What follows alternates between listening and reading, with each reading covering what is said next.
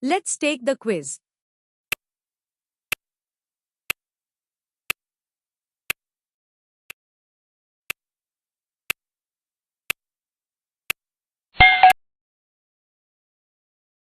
The correct answer is everyone was sleeping when the earthquake hit the small town. In this sentence, the subject is everyone and the verb is sleep.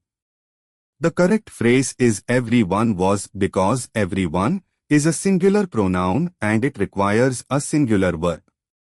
Structure: in past continuous tense, subject plus was or were plus V1 plus ing plus object. In Hindi it means जब सभी लोग सो रहे थे छोटे शहर में भूकंप आया.